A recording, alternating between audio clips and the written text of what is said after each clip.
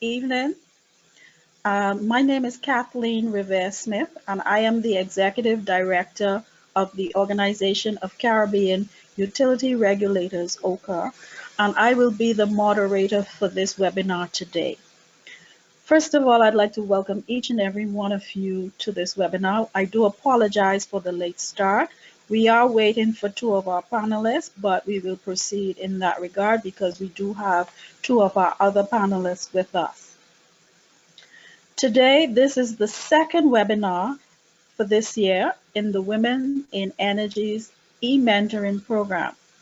The first webinar was held on March 26, 2019, and is recorded and is available on the Women in Energy website on the ISO website.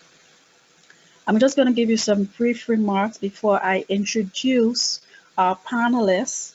And I just want to talk a little bit about being a mentor and being a mentee in the past. This is my second year of being a mentor in the program, and I must admit it's a wonderful experience. It's ironic that this morning when I told my own husband that I was moderating a session, he asked me the question, why? Why is it that women don't stay in the energy field? And I said, I can't give you all of the reasons, but I said, I'll highlight two for you.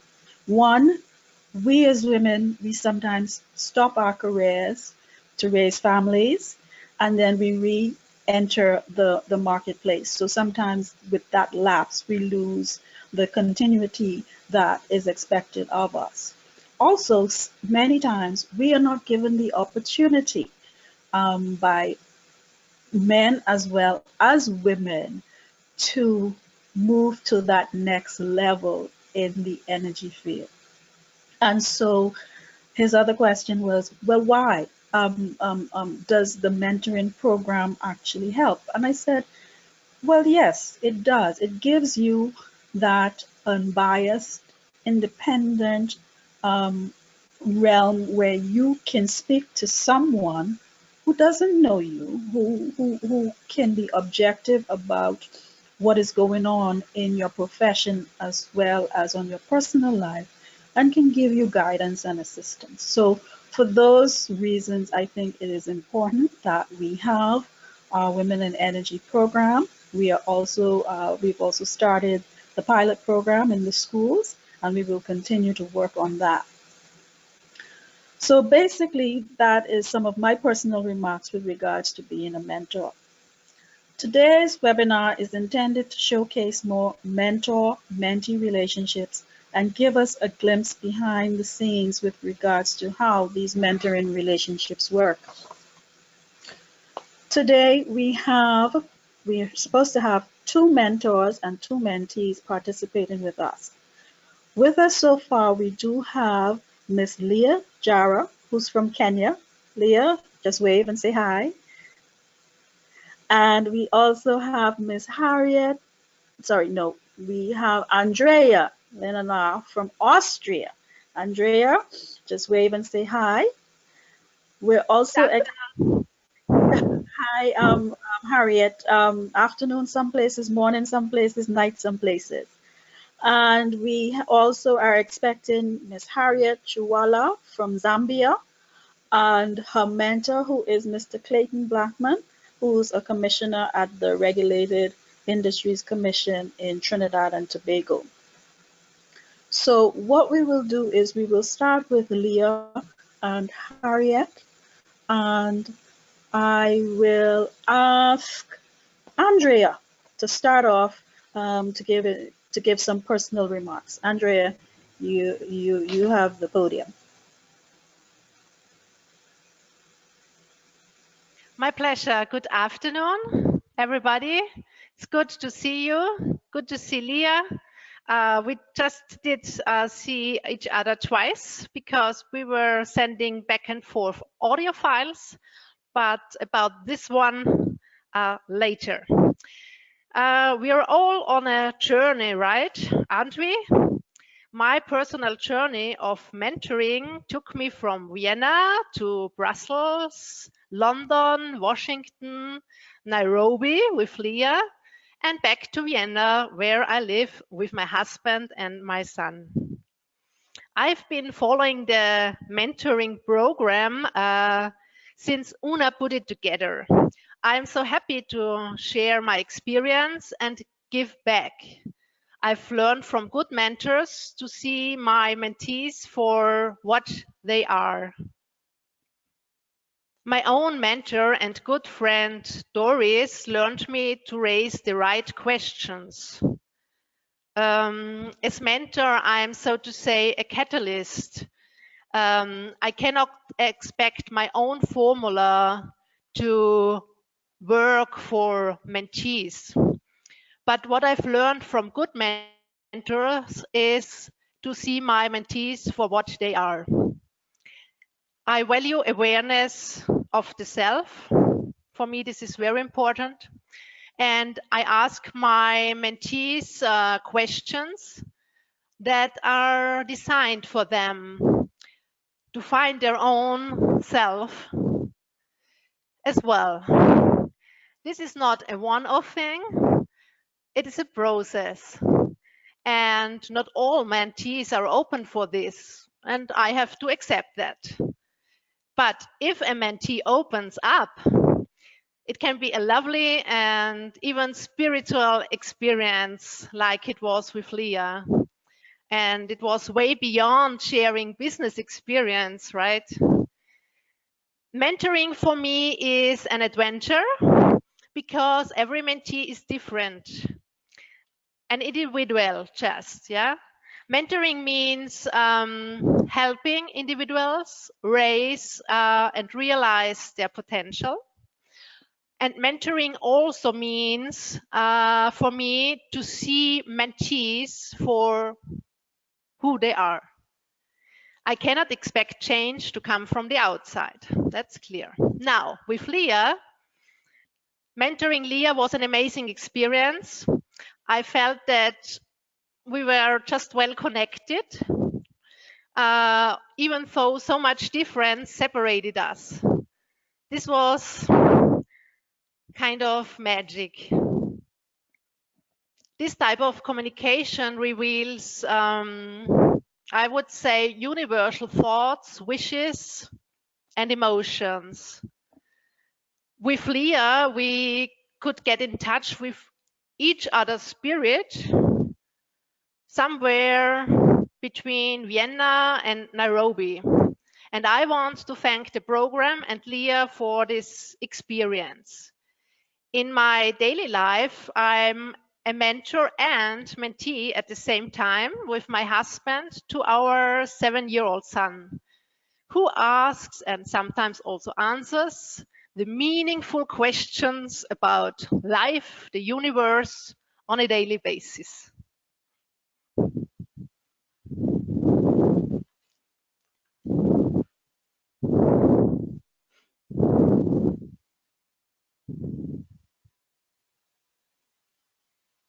Thank you very much, Andrea. I'm going to ask you a few questions in a moment, but for the audience, I forgot to mention that you can submit your questions via the chat. I will see them, and time permitting, I will ask our participants, our panelists, if they can answer some of your questions. So please just type in your questions, any comments that you have that you wish for me to share, and I can address them to our panelists. Before we move ahead to Leah, I'm going to ask you, Andrea, a few questions. What is the best advice you can give to help plan a career rather than simply work to keep a job? Did you hear me, Andrea? Could you repeat it, please? Okay. Yeah. I said, what's the best advice you can give to help plan a career rather than simply work to keep a job? Yeah. Okay, for me, this is very, very, very good question, because I was also in the situation to ask this question to myself. And I also experience colleagues who are continuously asking sometimes these questions at job. For me, the answer is an 8-word sentence. What is it that you want in life? You could also say, or what makes you feel alive, right? What you want is so crucial. And when mentoring, I try to get to the core of the issue by asking the mentee, what is it that you want in life? Sometimes it turns out that what mentees stated in their application for the mentoring program, right, doesn't capture their goals after all. And at the same time, it gives me as a mentor the chance to reflect my own priorities. It helps me see things in the right light again. You could also say, with borrowing from the Roman philosopher Seneca, it is not because things are difficult that we do not dare ask the right questions, but because we do not dare ask the right questions, things are difficult. I believe that's what mentors are for, and I think once you have this question in mind or the intention that you just prolong your job for the sake of just staying there, you should go and find a mentor. Thank you, Andrea. One more question. You mentioned your husband and your son, so it means you do have a family. How do you balance your home and family life? Because that is very critical for us as women in terms of ensuring that we are able to advance our careers, but we're also able to love and nurture our families. How do you do that? Yeah, I think it's always a balance.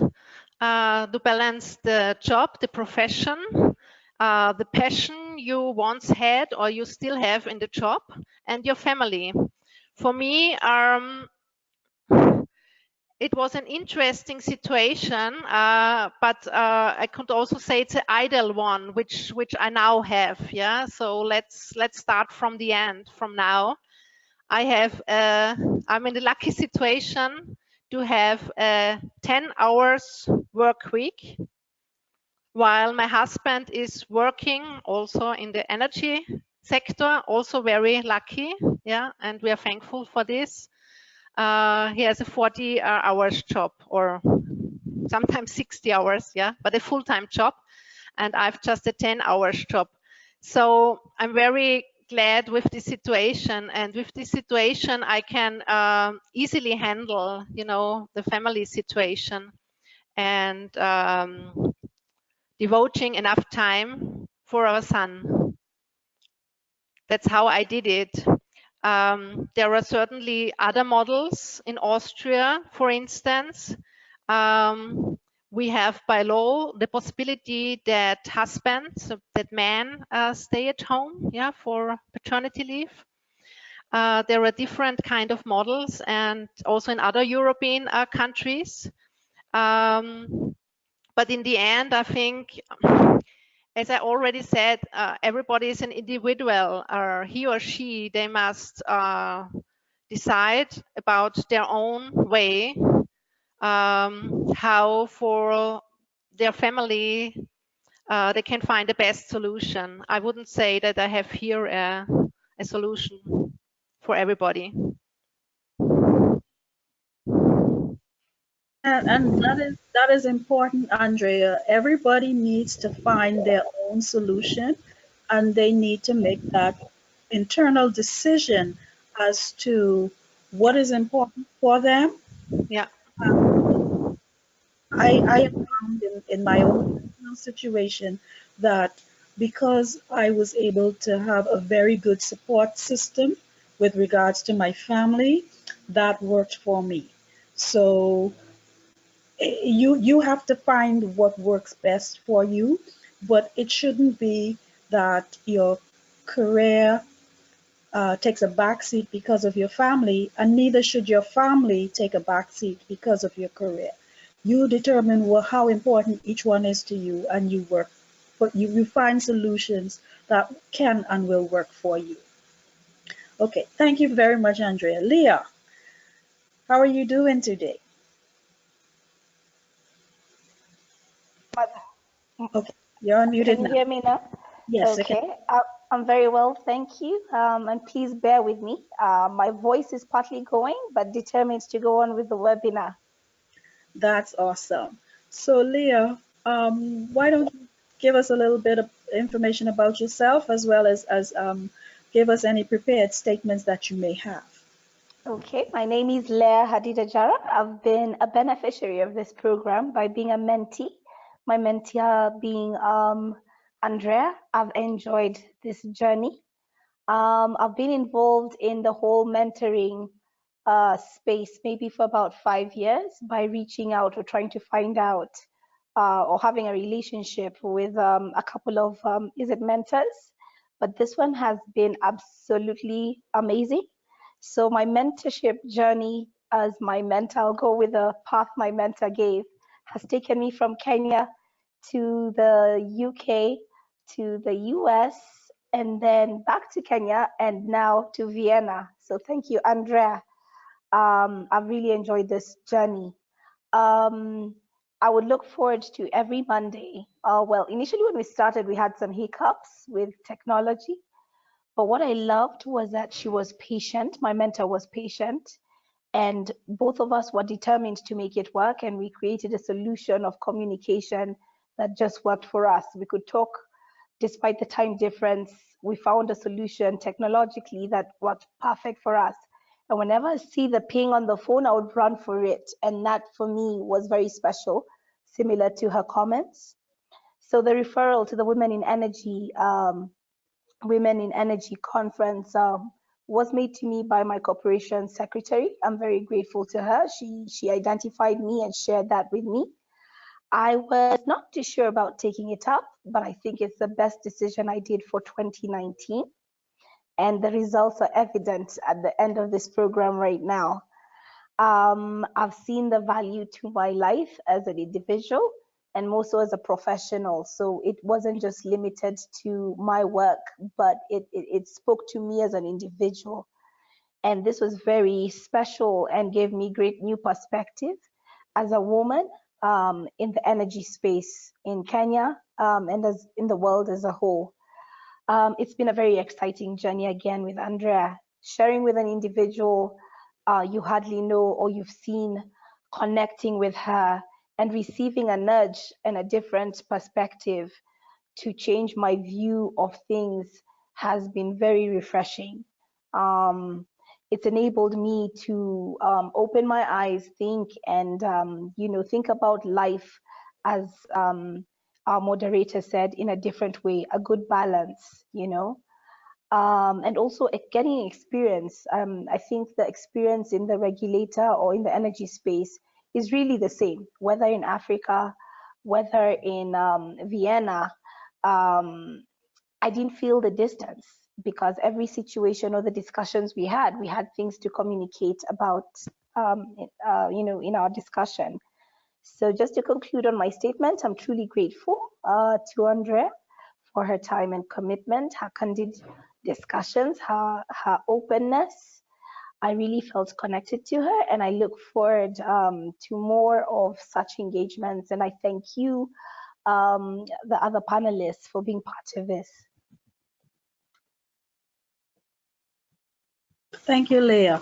I'm going to ask you a few questions before we proceed. And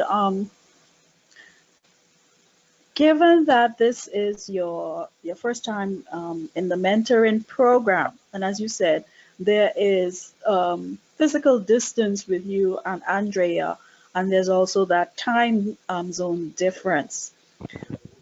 Would you do anything differently, or what recommendations would you make?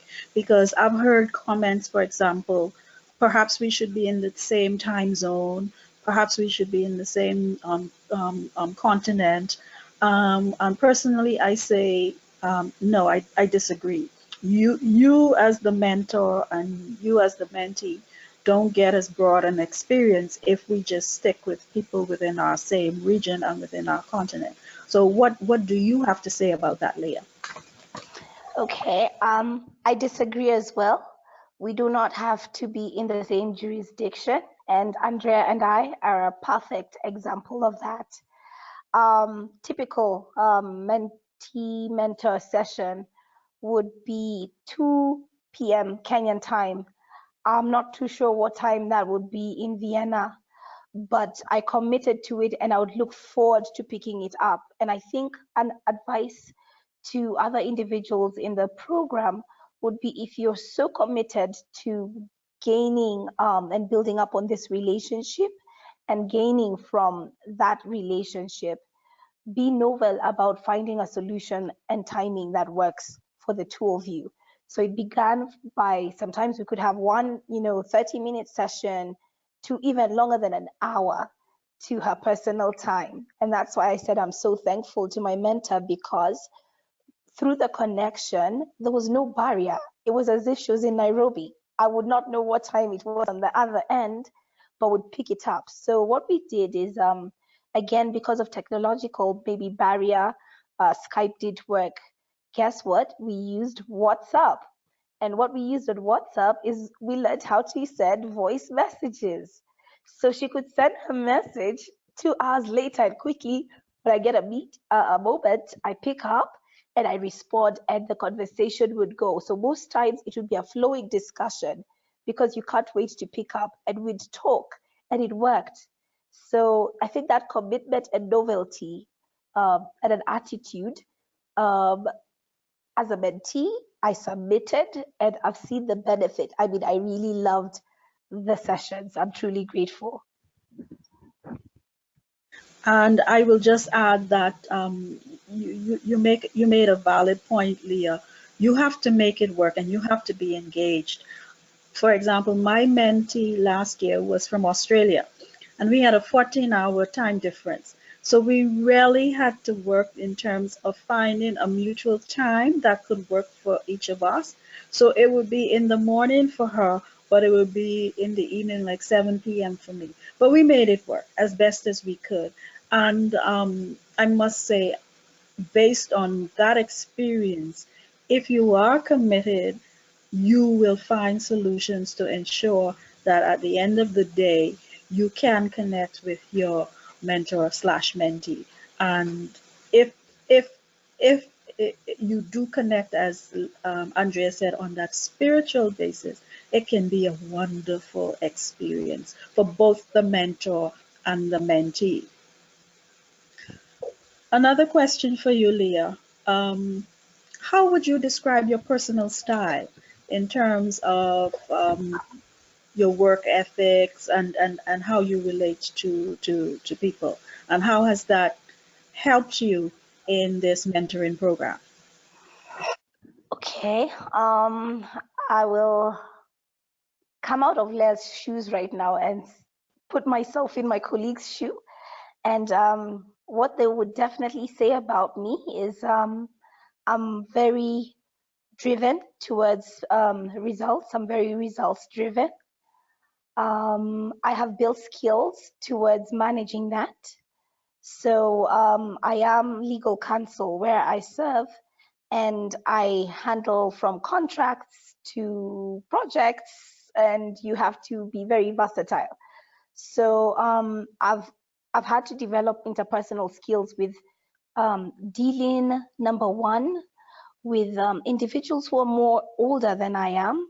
How will I be accepted? I think that was a challenge at first. I had to scheme on it. So I had another form of support at that point, joining government, interpersonal skills. How will I be accepted? How will I be perceived in a space where it's about 99% men to 1% women in the technical space?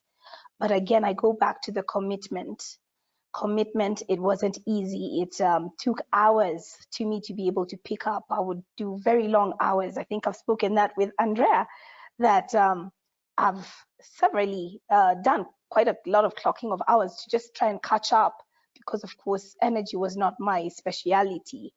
So I guess I'll still go back to the normal professional skills required as commitment, ethics, integrity, interpersonal relationships, cross-border relation skills, because of course in the space of energy, you're not only limited to your space, but you interact with people from all over the world, and exercising them. And I think energy is a space where it gave me the things I wanted from where I was serving before at a bank, you know, in terms of you will meet the most brilliant individuals, but are you willing to learn? It's all up to you. That commitment.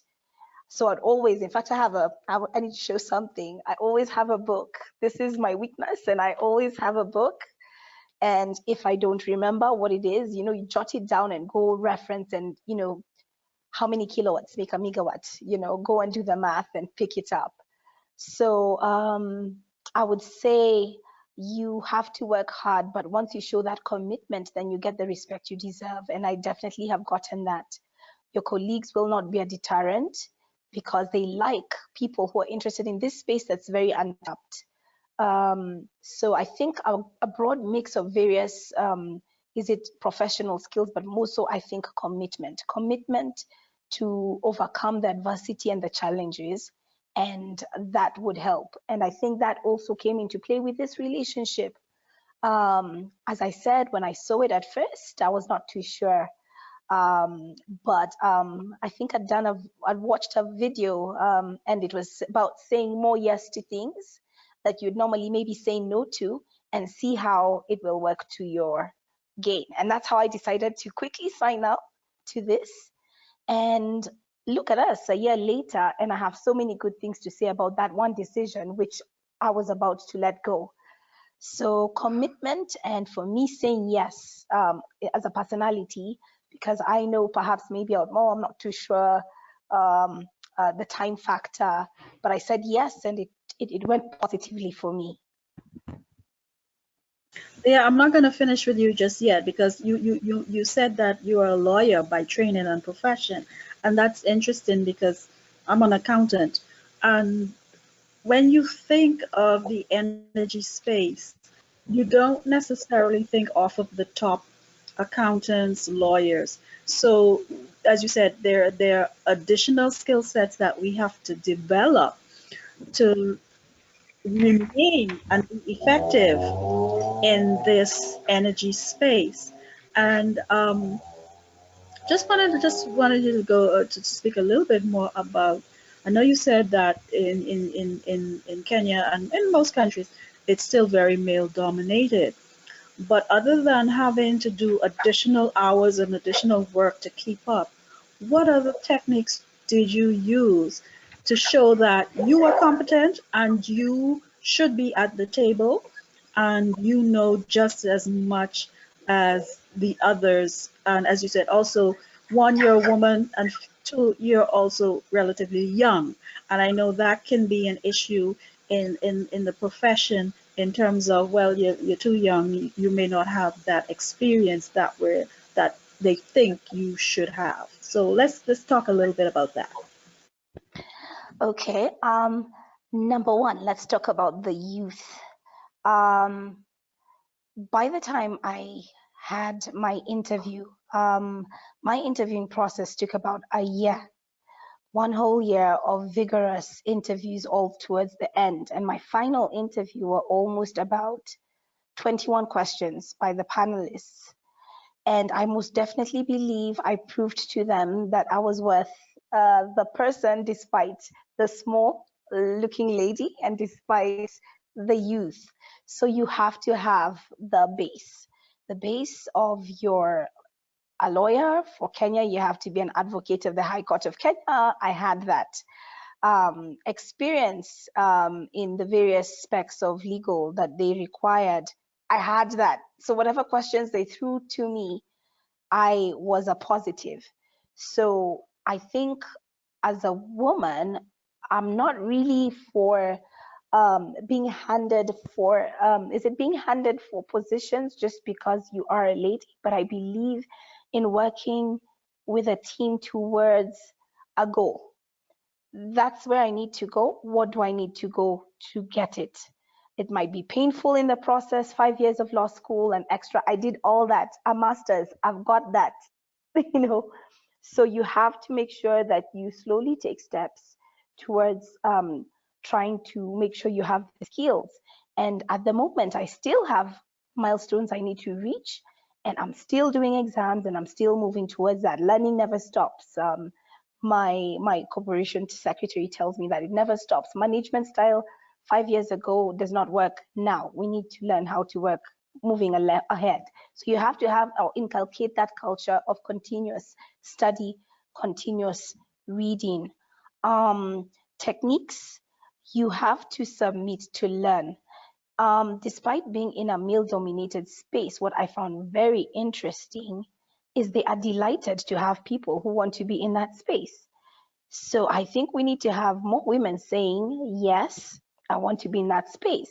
And guess what? Despite your preconceived notion that you might imagine that they don't want to allow you on the table, they are. In fact, the technical individuals in energy, I believe, are the individuals so willing to have more of individuals come into their space. So I think it's another technique would be blocking preconceived notions that have not been guaranteed and being more positive. Knock the door and see if it will be locked. And you'll be surprised that you'll get the support. And I've gotten this support, I think, during my trainings or my interactions from people across the globe. After this interaction, I know next time when I need something from Andrea, and I know she's worked, say, on this regulation, she'll be more than pleased to give me a platform or let's say, her draft regulation so that I could pick up and see what it is that they're doing. So the network is also key. Networking, not networking for myself to grow, that's something else, but networking in the space to get your work going. Yes, you have to be very calculative and strategic. And I believe those, meaning the support that you get internally vis-a-vis your own review of yourself and mapping how to get to the end of the of the issue or the task you have, really, and knocking and getting to the end of the door, seeking, you know, somebody else's advice or take, you will reach the end. And that's how I believe I've accomplished very many assignments, not the least to say the support of my environment. So really, I don't think there is a shelf. We just have to be continuously determined and continuously positive. And yes, while being a lady, and you'll see yourself progressing in the know-how. And yes, learning a lot when you go talk with the accountants, ask them how they do a balance sheet, because you'll come across that when you're reviewing applications. I come to you, I learn, I go to the net, you know, you continuously have to have an attitude to learn across the board. And no one is perfect. But with that, I think those are a few things that could help progress you. Thank you very much, Leah. Andrea, and I'm just going to segue from what Leah said just now. So, having said that about men also welcoming women at the table, what has been your experience in the energy space so far?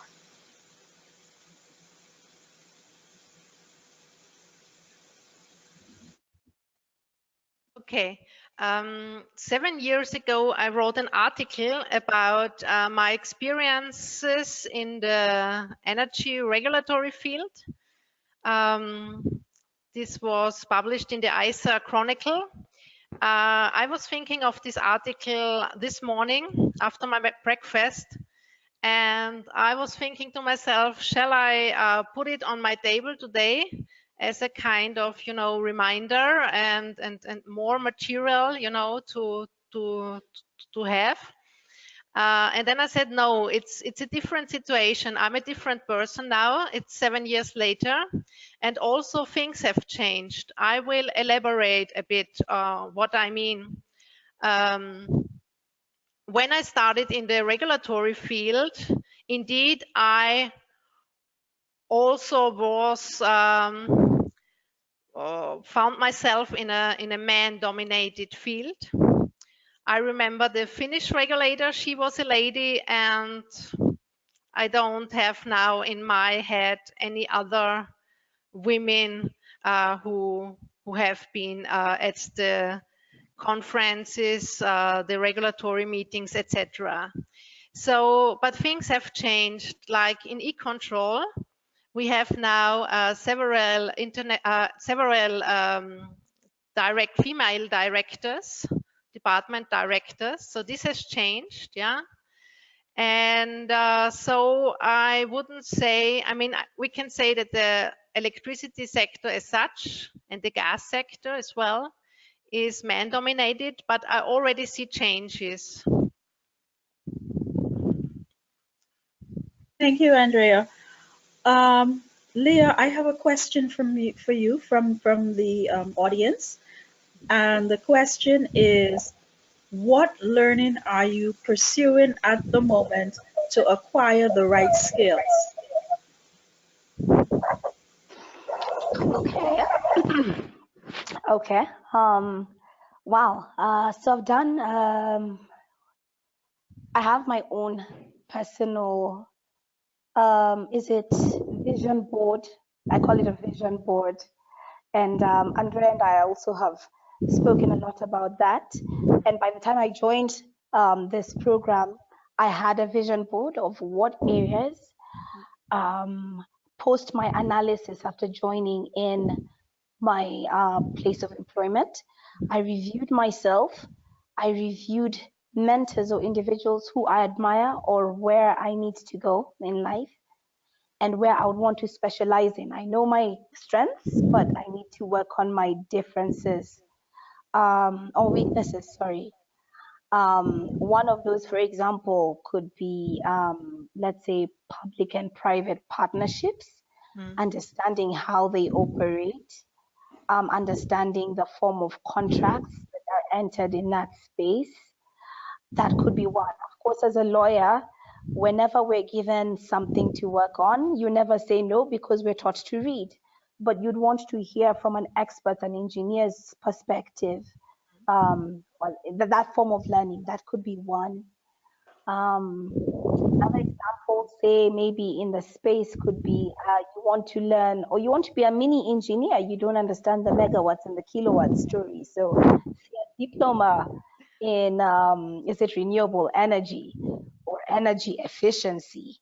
I mean, if you do participate in the licensing or, you know, in the regulatory drafting, you'd want to understand how more to be close to them so that you understand their language. So yes, you may understand it, but to improve yourself, say you would say, okay, I would like to say take such a course. So you continuously develop yourself, I think, towards where it is that you want to go after doing an analysis of yourself. And I think that's what I do. And I think public-private partnership understanding could be one. Or in Kenya, for example, we now have petroleum. That's a new discovery. So, of course, we all are lawyers and we understand how it works. But if you want to understand the technical aspects, you could say go for a course on, for example, in the unfortunate scenario, if there was an oil spill, what are the steps or how have other countries or jurisdictions done to cater with such tragedy? And you go then learn with EHS experts, you know, and engineers on how they did it, say in the US. How did they do it, say, in other jurisdictions where they have this, they've done it time immemorial. So that's how I approach my area of is it improvement. So not necessarily school, but it could be e-learning, it could be 2-day workshops. As a lawyer to practice in Kenya, you have to do about 5 courses. Is it a couple of courses to maintain your license? Reaching out to them to say that perhaps if they don't have causes again within the energy space, which is new, inform them of these others that you're doing, which then could cover up for your CPD. So it's continuous learning, I would say, continuous learning. And in our space, we constantly all do that. Thank you, Leah. And your oil spill example resonated with me because I'm based in the Bahamas, and we recently had Hurricane Dorian, and there was a situation where the covers of some of the oil vats flew off, and there was some spillage into the area. So it's not even just a matter of the basic, okay, well, you have petroleum now. There are other things that are associated with it. So learning is, as you said, it's constant and it's evolving. So we need to ensure that we stay on top and we keep learning as things progress. Andrea, I have a question from the participants for you. What additional support, if any, do you think the ICER Secretariat can provide to mentors?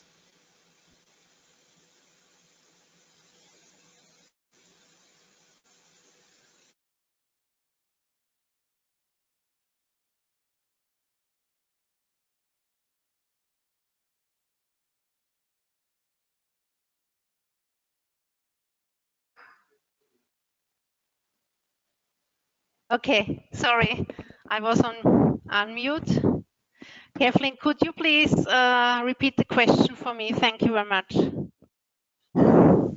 The question was, what additional support would you ask ICER, the ICER Secretariat, to provide to mentors? So it could be that the support already given is great, or what advice do you have? Okay. For me, I have to say the mentoring journal is a key document, especially when you are mentor for the first time or mentee for the first time. So it gives you clear guidance for where to start and where to end. And the end is also very important because you have to define with your mentee how often you would like to meet, which frequency, the duration, and also when you would like to end. And I know from my coaching experience as a life and business coach, it's very important that you let your mentee or coachee go, into independence. So the ICER journal for this is a very, very helpful thing to structure your sessions. And also you have bibliography towards the end in this ICER journal, where you can see which titles, which books could be helpful for both mentor or mentee. What I miss for the time being, what I learned to say on my own, learning by doing, was how to mentor a mentee. I have the expectation to do maybe a bit more than just mentoring. Leah knows what I'm talking about. In this regard, I may have not sticked to the journal, so I have done my own thing, but that's me. So I cannot do differently. And what I would like to see for mentors would be kind of train the mentor program, right? So that mentors come together like we today and to exchange ideas. So what worked best? How did you cope with time differences? How to interpret goals mentees have. Sometimes the goal a mentee writes in her application, at the end is maybe not the same during the session. So I think what would be very important is to kind of brainstorm with the mentors, and to get the best of the best, you know, out of the past experiences. I think the mentoring program already runs since several years, isn't it? I have been present since 3 years, but I'm sure that there are mentors from whom I could get much more advice than I currently have. So I'm also a learner. I like learning and I like to become better. And I think this is something I would like to see with the ISA Secretariat to provide maybe already for the next mentoring program. Thanks very much for that, Andrea. So I'm hoping that the ISA Secretariat is listening, and they've taken that recommendation on, because it is critical for the mentors to be comfortable. I do agree that while there is a script, you have to individualize and personalize the relationship, because each person is different. And so the interaction, if it is a very good one, there will be a very good connection. And as you said, you don't just stick to the professional, you actually sometimes get into the personal, because despite what we say in terms of your personal life shouldn't spill into your professional and vice versa, we're humans, and they do.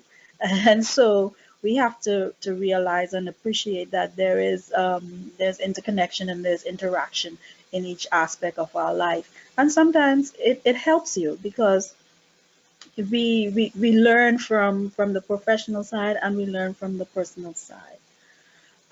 Andrea, what books are you currently reading, and what books would you actually recommend to mentors as well as mentees in this process?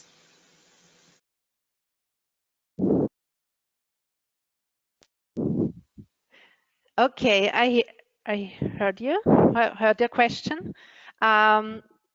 The book I read before mentoring for the first time was "Don't Sweat the Small Stuff." Tell me the author. You have it in the bibliography of the ISA journal. I think it's brilliant. I mean, it's about life, no? And it tells you, it assures you that, you know, you are human, as you say, and you can just make mistakes, but you always win because you always learn. Yeah. So this is something a book I can recommend, certainly. I currently read a book which has not been published yet, so I cannot much talk about it because I have been given this draft book by my dear friend Doris. She's also my mentor, and the book is about finding the self. That's why I already emphasized that this is important to me. And it gives you, with some kind of instructions, the possibility to see the whole, to not only say, okay, I'm lacking money or I'm lacking leadership skills. No, it turns the traditional idea of shortcomings on its head. Instead of thinking, I don't have the required leadership skills or I need more money, it helps you to develop into, I have everything I need in myself. I just need to make use of it. And that's where I am now. That's where I am learning now. And maybe next time I tell you a different thing. I don't know. Andrea, that was very good. That was wonderful, and it's amazing, because I recently attended a women's leadership workshop last week, And a lot of times we as women tell ourselves we don't have the skill set, we don't have the experience, and we actually do. But we tend to sell ourselves short. And so we need to be our own biggest champions and encourage each other to ensure that we do our best. We can, and we can compete with men. We're not trying to alienate them. We need their support, but we can do things. We can rise to the top. There is no glass ceiling there, and we need to encourage and empower each other. Leah, I'm going to ask you this question. What inspires you to continue doing what you do, and to keep on learning in this energy space and even in life?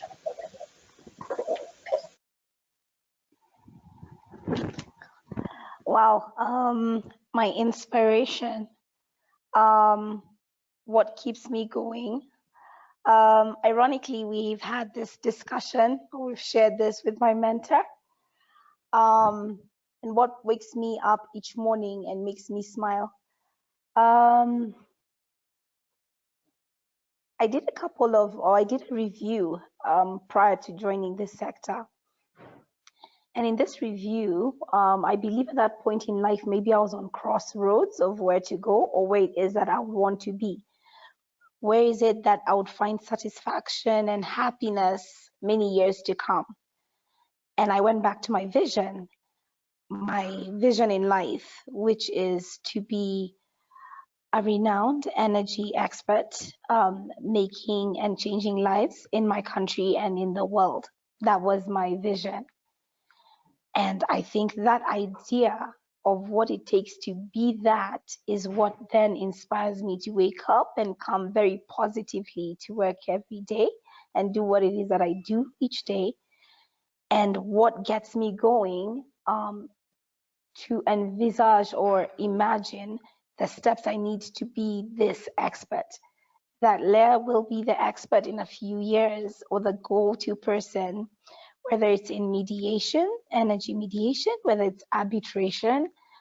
And that idea then will give you then the steps of what you need to do, the little bits and blocks that would then ensure that I've already got this 90%, but this 5%, what does it constitute and how can I seal it up?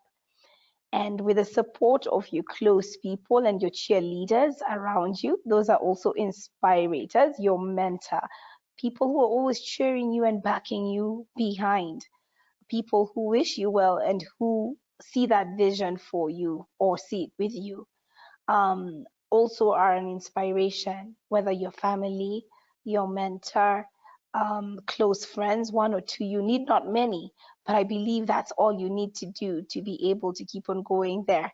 And then something else that I've learned a lot in this session is finding your sharpener. So as you wake up and you have that energy every day, and this I discussed with Andrea, one day there'll be burnout. So you need to learn how to have a healthy break. Take a break. What works for you? To go and unlock the mind, because again, in this space, it could really get heavy. You're learning megawatts, you're learning renewable energy, you're learning accounts, balance sheets, everything. So finding novel ways of relaxing, but basically just doing what it is that makes you happy, and a good, healthy happy for that matter. So for me, I think those are some of the key things that keep me going and excited each day. And I tremendously am privileged and thankful for being in this sector and working towards that vision, if not bigger. Thanks, Leah. I have some questions from the participants that I'm going to ask, and either Andrea or Leah can answer. But this first one asks, how do we, and specifically marketing and corporate communications professionals, add value to energy regulation? Um, so I'll just either one of you can take the question, or both of you can answer.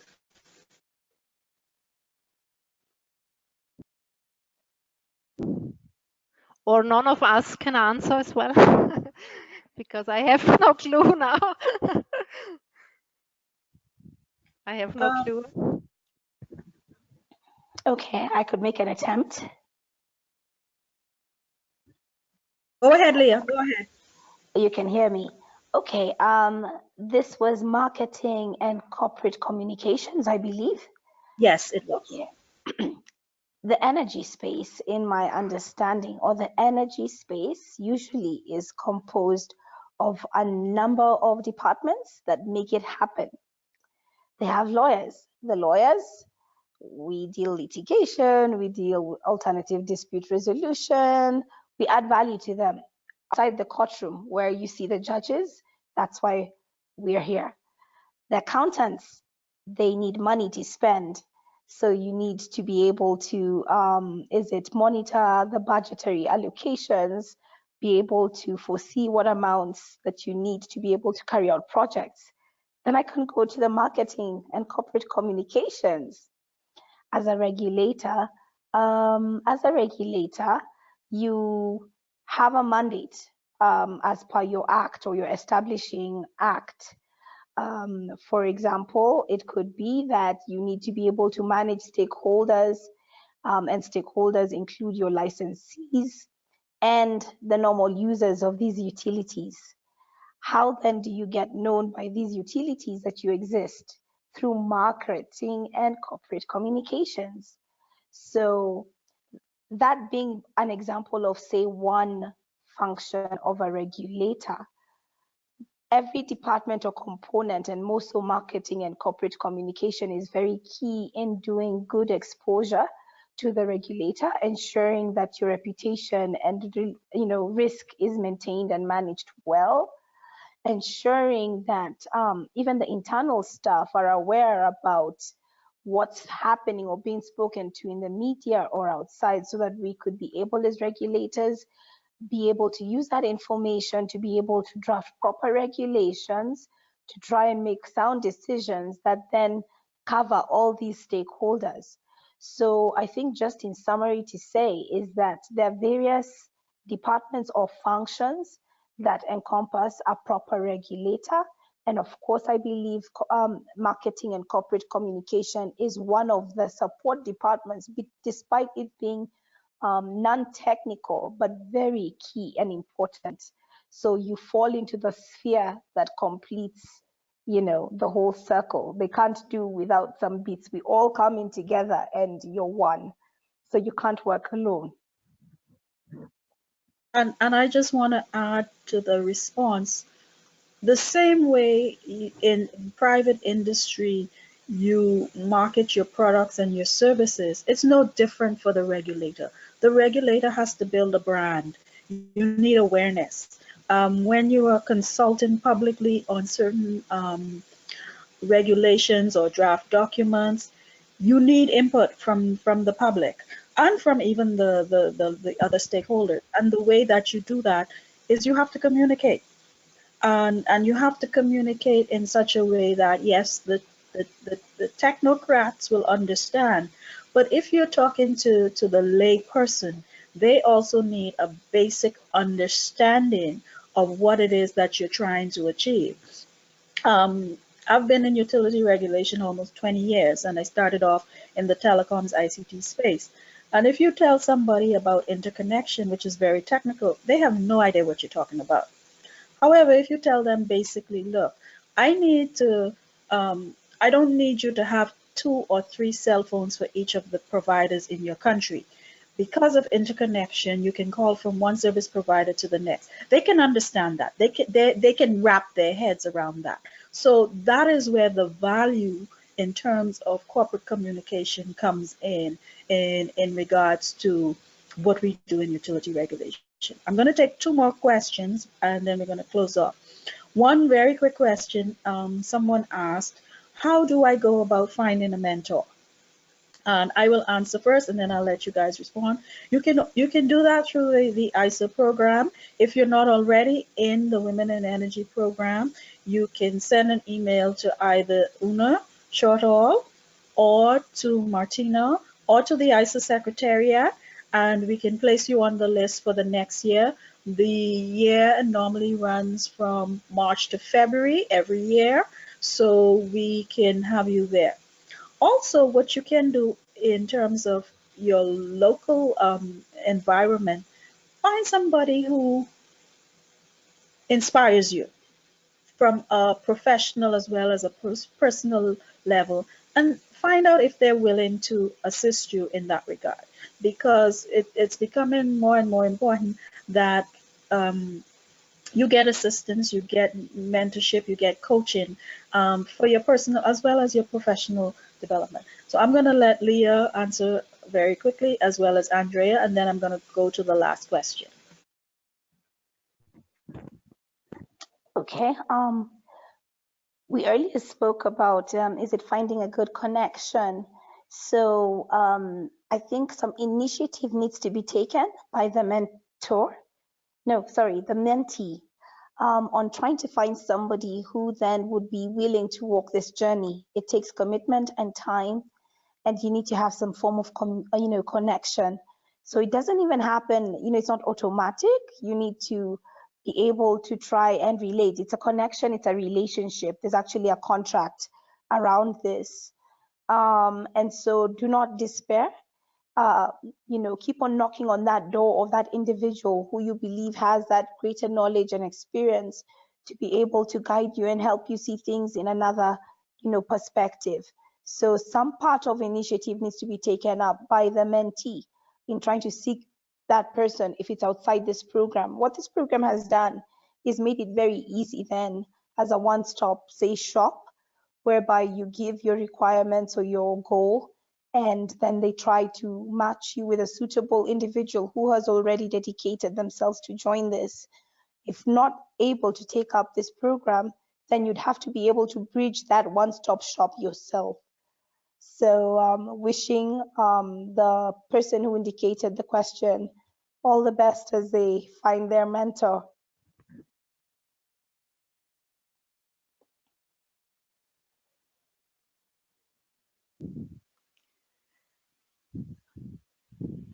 When I prepared for today's webinar,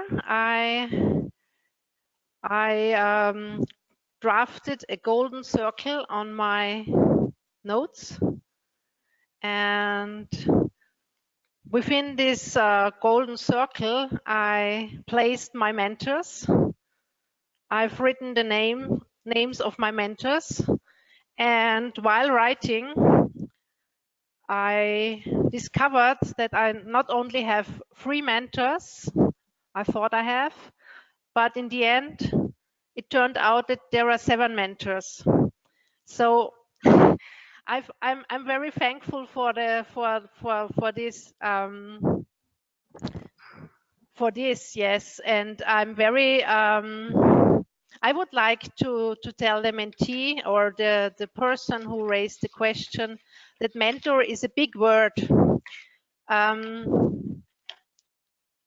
When you're a parent, when you have children, you're certainly also a mentor to your son or to your daughter.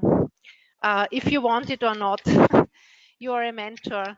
So one possibility could also be to go to your parents and, to make a signal, like Leah said, to say, okay, are you a mentor to me? Could be a very provocative question, maybe not. Maybe you have bigger brothers or sisters who could be a mentor to you. My mentors are previous bosses, colleagues, my father, a good friend of mine, my grandfather, my coach, and Jesus. Thank you very much, Andrea. And I'll try to paraphrase this comment and close off the session. But I have a comment here, and it says, Andrea highlighted the need for introspection, and one of their objectives was to use the program to gain insights to ensure that I can rise to management levels in 2 years. Unfortunately, because of my profession, marketing and corporate communications, it seems not to be, I seem not to be making headway. I highlighted this in an article that I hope would be published in ICER Chronicles. In my country, not sure of others, it seems there is no space at the top for women in energy regulation who do not have a technical or legal background. I've gained additional skills, but still I'm not being taken seriously as I'm not an engineer or lawyer. I am grateful for the support from my mentor, and she named her, who's Una, has given me, but this challenge is beyond the Women in Energy program. I'm going to let both of you give final comments, but I just want to say, don't be discouraged. I am an accountant by profession, as I said. I'm not a lawyer, I'm not an engineer. However, I became the CEO of the multi-sector regulator here in the Bahamas.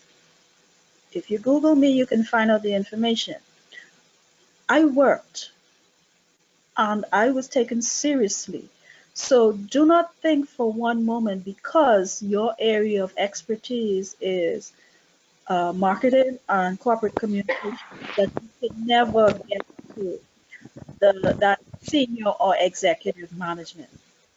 Just continue to learn, to persevere. Sometimes, somebody made the comment last week. You don't get to your destination via a direct line. Sometimes you need to zigzag. The path is not direct and it's not straight. But do not get discouraged and do not be dismayed that you not being a lawyer or an engineer means that you can never rise to the level of management, because I have seen it in my own self. As I said, I'm an accountant, so I'm not technical in that regards of the law or engineering, but I know utility regulation, like I said, very well, having been in the space. Next year will be 20 years. And so do not underestimate your talent. Be encouraged. Leah, you go first. Andrea, we're gonna then give me a comment, and then I'll wrap up. Okay, further to further, is it reiterate our moderator's comments? The beginning does not end the destination.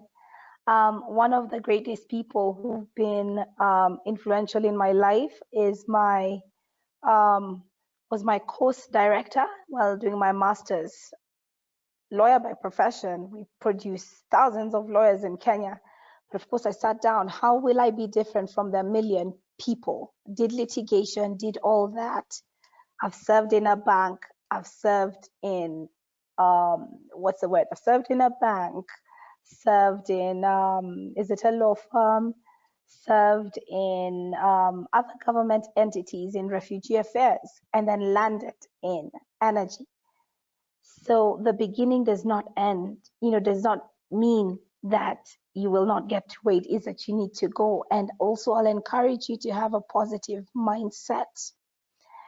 Keep growing. It does not mean because you're not in the technical space, you're not required. You're very key, and so keep growing. But again, also don't, and I think we had this discussion with Andrea, is perhaps sometimes what you think you'll get, you might get a curveball along the way. But what you need to do is take the lemons and make lemonade out of it and work with positive people around you. It's very important.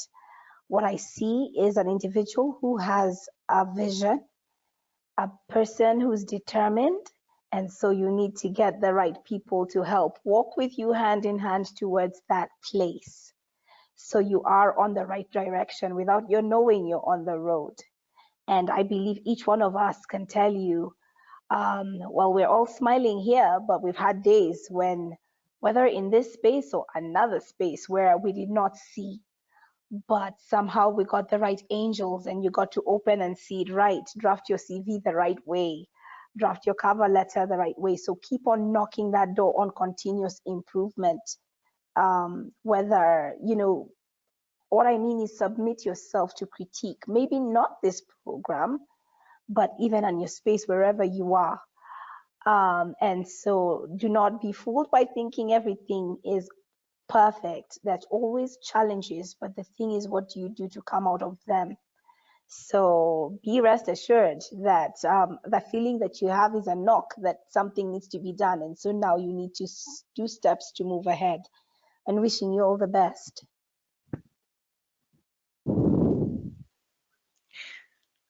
Yeah, what could I add to what has Leah said and Kathleen said? I mean, my way was not straight at all. I studied a combination of subjects, and every time when I spell it out, I have to laugh because nobody could hear it anymore, because it's just too complicated. It was a combination of subjects of languages, economics, and law. And because nobody knew this kind of special studies, I had to make another study, yeah, which was better known, which was a postgraduate studies about European integration. But I'm neither a lawyer nor an economist. I'm a generalist, and now I'm a mentor. And I didn't know that I will be a mentor 20 years ago. And things happen like that. And if somebody tells you, lady who raised this question, you have to make career, then please step back, breathe, relax, and then you ask yourself if you want to make career, and much more important, what does career for you mean? You have a career as an expert. You don't have to have a hierarchical career. So you have to find in yourself, maybe with the help of a mentor,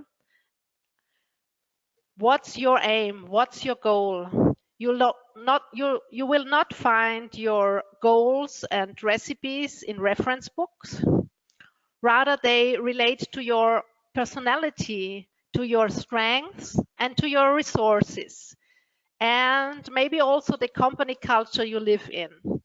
But be sure that you have your own strategies for success, because you have proven that you already came very far on your way. Otherwise, you would not be here anymore. Maybe some colleagues, school colleagues, are not living anymore, and you are here. So you have made a big success already in life. Also, don't underestimate it. And finding your success strategies will then help you to also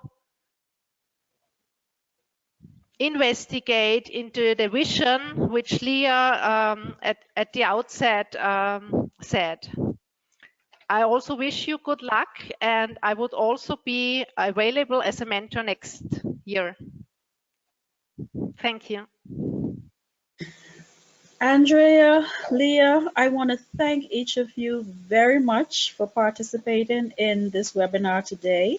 I am sure that because of the discussion, those who were attending would have some new insight and may actually volunteer to be mentors or mentees if they not already are, or even if they are, they will be willing to participate in future webinars. So first and foremost, thank you, thank you, thank you. Ladies and gentlemen, apologies for Clayton and his mentee, Harriet, for not attending. I will have to find out exactly what happened, but I do apologize for them. I do apologize for our late start, and I also apologize that we've run over. However, the discussion was so rich and vibrant, even though we only had the two panelists, I really couldn't cut it short today. So I apologize, but I am grateful that most of you, based on the attendee numbers, have stayed, even though we've run over. Last and not least, I want to wish each and every one of you compliments of the holiday season. I implore you to take the time to do what is important to you, and I wish you healthy, wealthy, prosperous, and safe 2020. And with this, I'm going to end this webinar. Good morning, good afternoon, good night. Thank you, thank you, thank you. Bye-bye. Bye-bye.